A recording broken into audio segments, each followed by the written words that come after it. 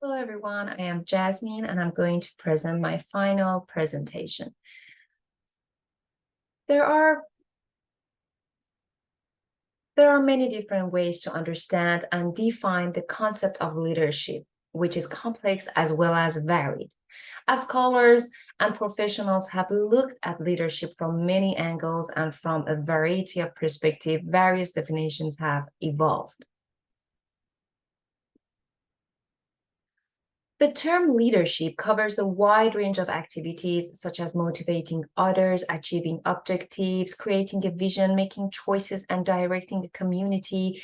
The complexity and diversity of leadership, positions, and circumstances makes it difficult to attempt to encompass all these characteristics in a single description. Leadership is a process whereby an individual influences a group of individuals to achieve a common goal. The spirit of a community is its leadership. Success and harmony can both be brought about through it. There are four styles of leadership assist us in better comprehending and defining leadership, which are authentic, transformational, servant, and adaptive. Various variables and specifics impact a leader's personal and professional lives. To be aware of and comprehend these variables, experience, study, and research are required.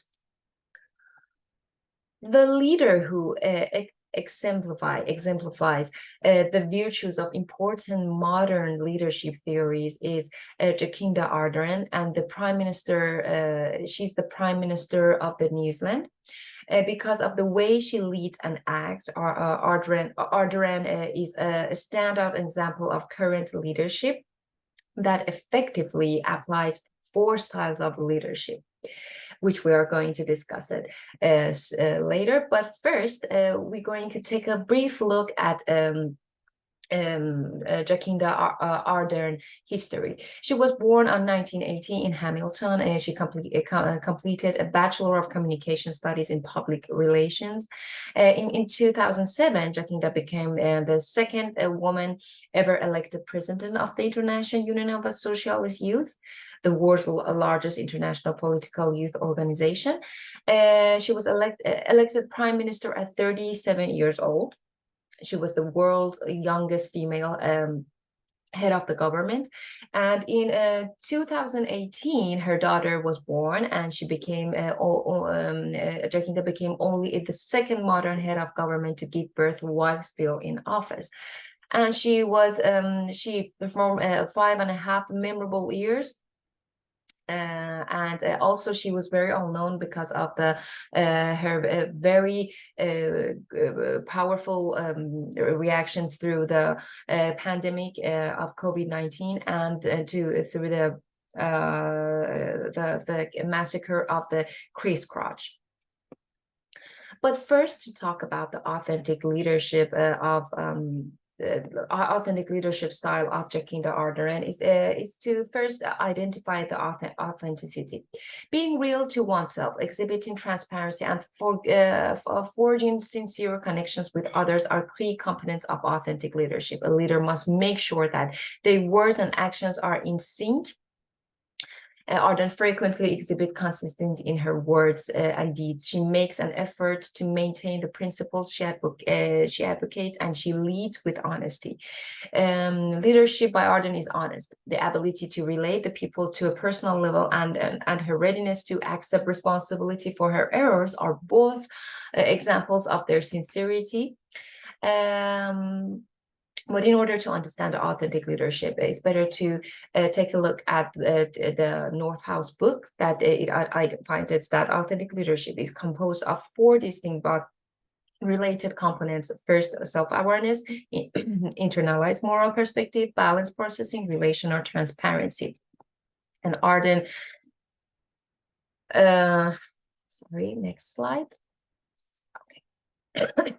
Ardern reached out to New Zealand citizens via live Facebook chats, often being transparent in dealing with the pandemic as a leader and a person. It was during the Facebook chats that she was able to exhibit the traits of an authentic leader of self-awareness and acting on her beliefs and values. Ardern exhibits self-awareness through genuineness.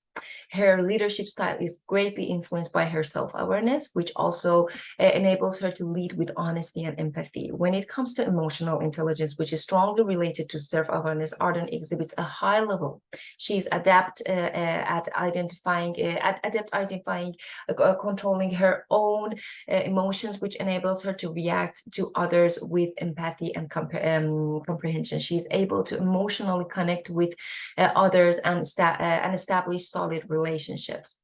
Her greatest achievement was to managing the coronavirus pandemic for sure, and the self-regulatory process that she has chosen as her internal moral standards and values guided her behavior through this challenging situation. Ardern highlights the value of data and evidence in the making of decisions. She consults with experts and focuses her methods and policies on scientific research. This indicates a dedication to taking into account unbiased information and conducting thoughtful deliberation before making crucial decisions. And Nordhausig would say that relational transparency is about communicating openly and being real in relationships with others. Ardern proved that she has a strong affinity for these components. She demonstrates a sincere and open leadership style by interacting with the public in a transparent and forthright way. And in the next slide, we're going to talk about the transformational leadership. Transformational leadership is a process that changes and transforms people for sure. Inspiring and motivating followers to fulfill their potential and put aside their self-interest is a characteristic of a transformational leadership. Transformational leadership can be seen by Ardern. Her vision for New Zealand promotes social equality and well-being, yet being caring and open. People respond warmly to Ardern's empathic and sincere communication style. Her action to the massacre at the Christchurch mosque in 2019, which highlighted solidarity and unity. Displayed her capacity to unify the nation around a common cause. People who exhibit transformational leadership often have a strong set of internal values and ideals, and they are effective at motivating followers to act in ways that support the greater good rather than their own self-interest. In the next slide, there are four factors that can affect about the four factors of the transformational leadership is that idealized these are at the that are, as you can see it in the PowerPoint, but I'm going to combine these. We're going to talk about idealized influence and intellectual stimulation as a group, because in order to create successful policy for gun control after the massacre, Ardern used a collaborative approach and worked closely with a number of partners. She demonstrated desire to learn and adjust by participating in productive conversation and seeking advice from many viewpoints. According to Ardern's responding to a question by CNN's Christian Amanpour asking whether countries can learn from New Zealand, Ardern announced a ban on military-style semi-automatic weapons, assault rifles, and high-capacity magazines only days after the March 15, which the massacre has been happened. In order to talk about inspirational motivation and individual consideration, we can talk about we can say it like this: in the wake of the assault, she gave New Zealand a clear direction. She declared her commitment to bring the nation together, support diversity, and reject hate and division. People were moved by her lessons of love and compassion. Moreover, she ensured the Muslim community, which was actively involved in this decision-making, and their concerns were heard. These are the very basic components that are related to these four styles of four factors of transformational leadership. And in the next slide, we're going to talk about the transformational servant leadership. Sorry. Servant leadership revolves around meeting the needs of others and placing the welfare of the followers as a top priority. Arden showed the victims and their families an enormous amount of empathy and compassion. She visits to the affiliated areas, comforted those in mourning. Her sincere compassion and empathy for those affected by the tragedy embodied servant leadership.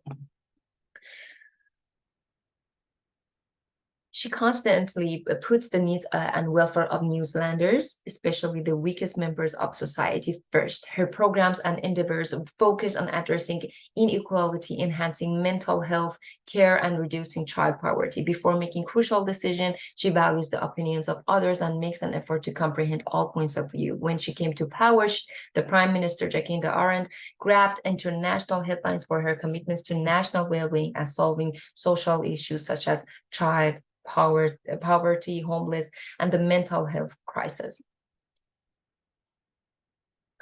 She putting others first. One of the servant leaders' behavior. Ardern continually gives the needs and worries of the people she serves the priority. Her empathic and caring response to numerous emergencies, such as massacre of Christchurch, is outstanding, using actions and words that clearly demonstrate to followers that their concerns are priority, as the North House books mentioned. Several leaders do not compromise their ethical principle in order to achieve success. Ardern's leadership is influenced by a solid sense of ethics and a dedication to fundamental principles like fairness and equality. Then we're going to the last leadership style, which is adaptive leadership. Adaptive leadership focuses on the adaptations required of people in response to changing environments. Although people often think of adaptive leadership as being leader-centered, it is actually more follower-centered. It focuses primarily on how leaders help others to do work they need to do. Adaptive leaders are aware that solving complex challenges takes teamwork and that people need to be given the freedom and support they need to take on responsibility and participate in the adaptive process. And also, Ardern has shown the ability to handle challenging situations that are changing quickly, like the COVID-19 pandemic response. Her adaptable leadership skills are demonstrated by her capacity to change plans of action and make wise choices in the face of uncertainty. Ardern's quick decision and firm actions, together with a clear communication, enable New Zealand effectively, which was very outstanding. Technical and adaptive challenges. Some challenges have both technical and adaptive dimensions. In this case, they are challenges that are clearly defined but do not have distinct, straightforward solutions within the existing organizational system. The responsibility of tackling this type of challenge is shared between the leader and the people. The leader may act as a resource for others and provide support, but the people need to do the work. They need to learn to change and adapt. One of Ardern's innovation has been frequent Facebook live chats that managed to be both informal and informative. During a session conducted in late March, just as New Zealand prepared to go on lockdown, she appeared in a well-worn sweatshirt at her home. She had just put her toddler daughter into bed, and she explained to offer guidance as well. We all are prepared to hunker down. And through this perfect we have to go to the next slide, sorry. Adaptable strategy that she was using in this style is identifying adaptive challenges. She understood that the pandemic posed difficult problems that needed creative answers since they were complex and changing quickly. Regulation and distress. By communicating in a direct and open manner, Ardern successfully reduced stress and anxiety among individuals. Maintaining a disciplined attention. She highlighted the value of health projects like testing and social social isolation over and over again, make sure that the required funds and efforts were given to these areas. And as a conclusion, we can say, in summary, Jacinda Ardern embodies the principle of most important contemporary leadership concepts. Her adaptive leadership allows her to successfully handle challenging situations, while her transformational leadership inspires and engages others. Ardern prioritizes the welfare of those she serves, and her honest leadership style encourages credibility and trust. Ardern is an example of successful contemporary leadership and has had an enormous effect on New Zealand through her leadership. That is all. Thank you for listening.